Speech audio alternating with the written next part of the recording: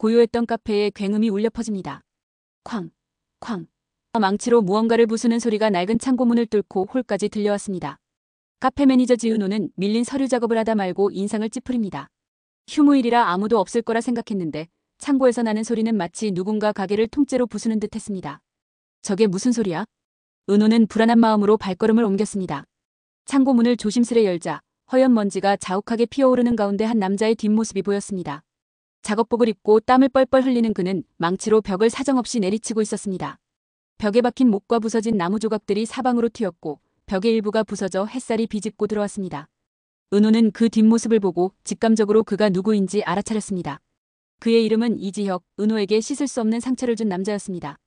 은호는 경악과 분노가 뒤섞인 목소리로 외쳤습니다. 선배, 지금 뭐 하시는 거예요? 미쳤어요? 야, 너. 오늘 휴무 아니었냐? 지혁은 은호의 질문에 뻔뻔하게 대꾸했습니다. 그의 얼굴에는 오랜만에 만난 선후배를 향한 반가움보다는 자신의 방해꾼이 나타났다는 짜증이 더 역력했습니다. 은호의 머릿속에는 지난날 지혁 때문에 받았던 상처들이 주마등처럼 스쳐 지나갔습니다. 대학 시절, 지혁은 자유로운 영혼을 가진 비혼주의자였습니다. 얼마 전 은호는 그런 지혁을 몰래 짝사랑하다 용기를 내 고백했습니다. 하지만 지혁은 너랑 나는 안 어울린다. 난 결혼 생각 없어라는 한마디로 은호의 마음을 짓밟았습니다. 은호는 그에게 거절당했다는 사실보다 자신을 결혼할 만한 가치 없는 사람으로 여겼다는 생각에 깊은 상처를 입었습니다. 며칠 뒤 지혁은 한 재벌가 딸과 결혼을 발표했습니다. 은호는 소식을 듣고 큰 배신감을 느꼈습니다. 비혼주의자라더니 결국 조건 좋은 여자 만나서 결혼하는구나. 그러나 그것이 끝이 아니었습니다. 결혼식 날 신부가 갑자기 도망가면서 지혁은 모두의 조롱거리가 되었습니다. 지혁은 부끄러움에 잠수를 탔고 며칠 뒤 은호가 일하는 카페 창고에 나타나 여기서 살림을 차리겠다고 선언했습니다. 은호의 분노는 극에 달했습니다. 그녀의 얼굴은 일그러졌고 눈에는 차가운 불꽃이 타올랐습니다. 여기가 무슨 선배네 집이에요? 왜 남의 가게 벽을 마음대로 부수고 있어요? 야, 내가 내 돈 들여서 하는 건데 내가 왜 그래? 너네 카페 분위기 훨씬 좋아질 거야. 웃기지 마세요. 제가 선배 때문에 얼마나 힘들었는데. 너 아직 나 좋아하냐? 지혁의 직설적인 질문은 비수처럼 은호의 심장을 찔렀습니다. 은호는 모멸감에 치를 떨었습니다. 그를 향한 미련이 남아있다는 사실을 들킨 것도 분했지만 그의 뻔뻔한 태도에 치욕스러웠습니다. 은호의 두 눈이 빨갛게 충혈되었습니다. 무슨 소리예요? 말도 안 되는 소리 하지 마세요. 아니면 왜 이렇게 신경질이야? 내가 다른 사람 같았으면 벌써 고소했겠다. 지혁은 대수롭지 않다는 듯 다시 망치를 집어들었습니다. 그의 뒤에서 망연자실한 표정으로 서 있던 은호의 시선은 망치에 박힌 지혁의 로고 JH에 꽂혔습니다. 그 로고는 마치 내 마음대로 너를 가지고 놀겠다는 그의 선전포고처럼 보였습니다. 은호는 그를 향한 미련을 완전히 끊어내고 복수를 결심했습니다. 차갑고 단단한 눈빛으로 변한 그녀의 눈빛은 이전과는 전혀 다른 모습이었습니다. 이지혁 선배가 나에게 했던 것처럼 돌려줄게요. 딱 그대로. 은호는 조용히 카페를 나섰고 지혁은 아무것도 모른 채 콧노래를 부르며 망치질을 계속했습니다. 그는 자신이 어떤 불길한 운명의 소용돌이에 휘말리게 될지 전혀 알지 못했습니다. 지혁은 소파에 다리를 꼬고 앉아 커피를 들고 온 은호를 향해 씩 웃었습니다. 그는 은호가 자신 때문에 카페를 그만두려다 다시 돌아왔다는 사실을 이미 알고 있었습니다. 은호가 여전히 자신을 좋아하고 있다는 확신이 있었기에 그는 은호의 순정을 이용하기로 마음먹었습니다. 야, 여기 앉아봐. 내 신사업 구상 좀 들어볼래? 은호는 거실 테이블에 커피를 내려놓고 냉정하게 말했습니다. 선배 사업 구상까지 제가 왜 들어야 하는데요? 왜긴. 내가 나 아직 좋아하는 거 다 아는데. 튕기지 말고 앉아. 은호는 굴욕감에 입술을 깨물었지만 복수를 위해 마음을 다잡고 지혁의 맞은편에 앉았습니다. 지혁은 노트북을 켜고 내 맘대로 집이라는 사업 기획안을 은호에게 보여주었습니다. 봐봐. 요즘 사람들 자기만의 공간을 갖고 싶어 하잖아. 내가 직접 인테리어 디자인도 해주고 시공도 해주는 거야. 한마디로 내 맘대로 집을 꾸며주는 거지. 지혁은 자신이 만든 사업 기획안을 보여주며 으스댔습니다. 은호는 그 내용을 훑어보았지만 마음속으로는 비웃고 있었습니다. 사업 기획이라고 해놓고 디자인만 번지르르하게 해놨네. 이래서 어디 투자나 받을 수 있겠어? 은호는 속으로 생각했습니다. 이거 기획안이라고 하기엔 너무 부실한데요. 구체적인 수익 모델도 없고 투자 유치 계획도 없고요. 피식 웃으며 내가 다 계획이 있지. 내일 저녁에 엄청난 투자자랑 미팅이 있거든. 이 기획안만 보여주면 바로 투자 받을 수 있어. 바로 그때였습니다. 지혁의 휴대폰에 전화가 걸려왔습니다. 그는 전화를 받자마자 얼굴이 굳어졌습니다. 목소리도 점점 커졌습니다. 네? 뭐라고요? 자재가 엉뚱한 데로 갔다고요? 아니, 분명히 주소 제대로 알려줬잖아요. 지혁은 분노에 차서 전화를 끊었습니다. 그의 얼굴은 절망으로 가득했습니다. 은호는 차가운 눈빛으로 그를 지켜보았습니다. 자업자득이네요. 은호는 속으로 생각했습니다. 은호를 보며 미치겠네. 자재가 엉뚱한 데로 갔대. 내일이 투자자 미팅인데 이 자재 없으면 망하는 건데. 그래서요? 은호에게 다가가며 야 지은호. 부탁 하나만 하자. 뒷걸음질 치며 싫어요.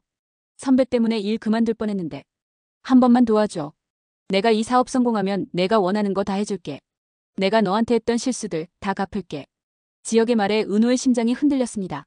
그러나 그것은 미련 때문이 아니었습니다. 지역이 자신에게 약해진 틈을 타복수할 완벽한 기회가 왔다는 것을 직감했기 때문입니다. 은호는 비장한 표정으로 지역의 손을 뿌리치고 말했습니다. 제가 왜 선배를 도와야 하죠? 제가 싫다고 했잖아요.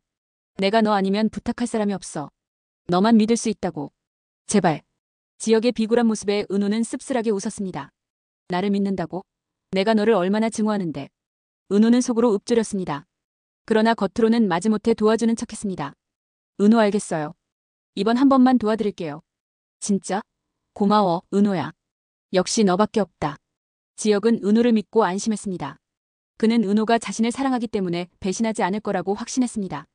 그는 은호에게 사업기획안과 설계도면이 담긴 USB를 건네주며 말했습니다. 이거 중요한 거니까 잘 가지고 있어.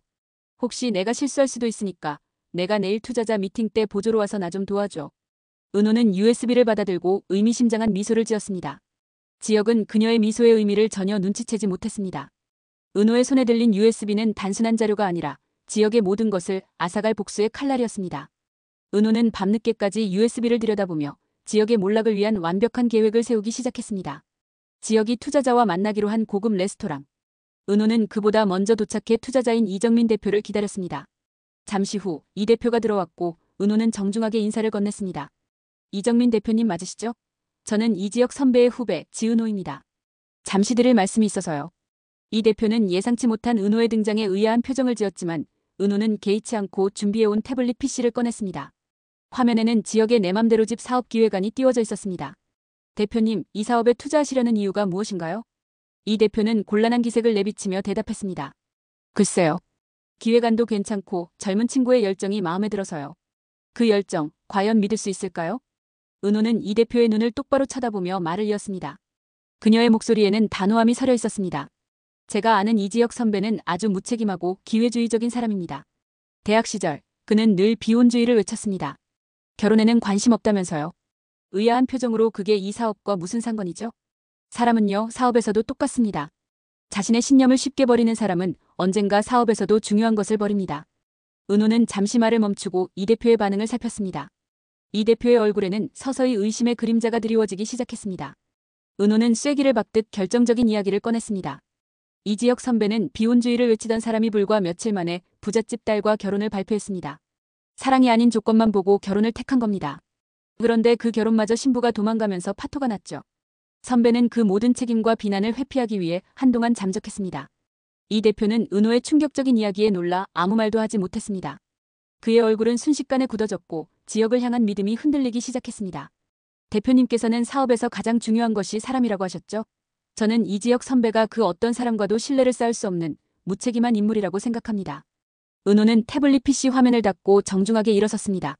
그녀의 표정에는 승리의 미소가 감돌고 있었습니다. 잠시만요. 그 모든 게 사실인가요? 네. 그리고 하나 더 말씀드릴게요. 이지역 선배는 지금 대표님을 만나러 오고 있습니다. 저에게 모든 설계도면과 기획안을 맡겨놓고 말이죠. 은호는 마지막까지 지역의 무책임함을 강조하며 이 대표의 신뢰를 완전히 무너뜨렸습니다. 이 대표는 은호의 말을 듣고 깊은 생각에 잠겼습니다. 자신의 인생에서도 책임을 회피하는 사람이 과연 사업의 책임은 질 수 있을까? 이 대표의 머릿속에는 오직 그 생각만이 맴돌았습니다. 지역이 약속 장소에 도착했을 때 은호는 이미 사라진 뒤였습니다. 지역은 이 대표와 인사를 나누었지만 이 대표의 얼굴은 차갑게 굳어 있었습니다. 결국 지역은 투자 유치에 실패했고 자신이 왜 거절당했는지 전혀 알지 못한 채 망연자실한 표정을 지었습니다. 은호의 교활한 복수가 성공하는 순간이었습니다. 지역은 영문도 모른 채 투자 유치에 실패했습니다. 망연자실한 표정으로 레스토랑을 나오려던 순간 투자자인 이정민 대표가 그를 붙잡았습니다. 잠시만, 이지혁 씨. 지역은 신락 같은 희망을 품고 그를 돌아보았습니다. 하지만 이 대표의 표정은 차갑게 굳어 있었습니다. 당신에게 한 가지만 묻죠. 지은호라는 사람, 당신에게 어떤 존재입니까? 지역은 어리둥절했습니다. 은호가 왜 여기서 언급되는지 이해할 수 없었습니다. 그는 아무리 생각해도 떠오르지 않아 고개를 갸웃거렸습니다. 네? 그게 무슨? 당신이 제게 보조로 보냈다는 그 여자 말입니다. 은호 씨가 당신의 모든 것을 폭로했습니다. 지역은 머리가 텅 비는 기분이었습니다. 은호가 자신에게 무슨 말을 했다는 건지 믿을 수 없었습니다. 이 대표는 그런 지역의 표정을 보고 비웃듯 말했습니다. 이 여자는 당신의 과거를 알고 있었습니다. 비혼주의를 외치다가 부잣집 딸과 결혼하려 했던 것, 그리고 결혼식에서 신부가 도망가자 책임을 회피하고 잠적했던 것까지. 그리고 제게 당신은 무책임하고 기회주의적인 사람이라고 하더군요. 지역의 눈동자가 흔들렸습니다.